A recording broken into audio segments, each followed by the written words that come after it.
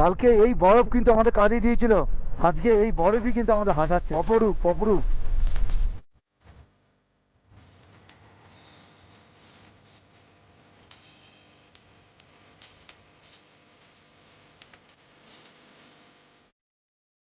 এখন আমরা যে জায়গাটা এসে পৌঁছালাম, সুবেদার জগেন্দ্র সিং, সাব যোগেন্দর সিং পিভিসি মেমোরিয়াল, আর ওনার ফটো এখানে দেওয়া আছে।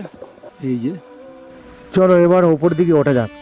তো 1962 সালে 23শে অক্টোবর চীন যখন এই বুমলাতে আক্রমণ করে, তখন এখানে ডেভেলপমেন্টে ছিল ফার্স্ট শিখ রেজিমেন্টের 21 জন একটি প্লাটুন, আর এই প্লাটুনের দায়িত্ব ছিলেন সুবেদার যোগেন্দর সিং।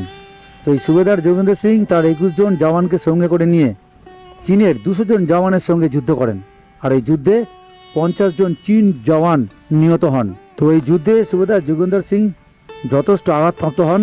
তো ওনাকে চীন সৈন্যবাহিনীরা যুদ্ধবন্দী করেন, পরে তিনি বীর গতি প্রাপ্তি হন।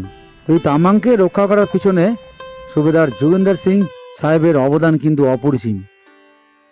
তখন সেরকম কোনো আধুনিক অস্ত্র ইন্ডিয়ার সৈন্যের হাতে ছিল না, তা সত্ত্বেও কিন্তু নিজেদের সাহসিকতার পরিচয় দেখিয়ে এই চীনা সৈন্যের সঙ্গে মরণ লড়াই করে গেছেন। Salute salute. আর এই হচ্ছে সুবেদার যোগেন্দর সিং এর একটি পাথরের মূর্তি। ওনার জন্ম হয় 1921 সালে 28শে সেপ্টেম্বর পাঞ্জাবের মগা জেলার মহাকালান গ্রামে।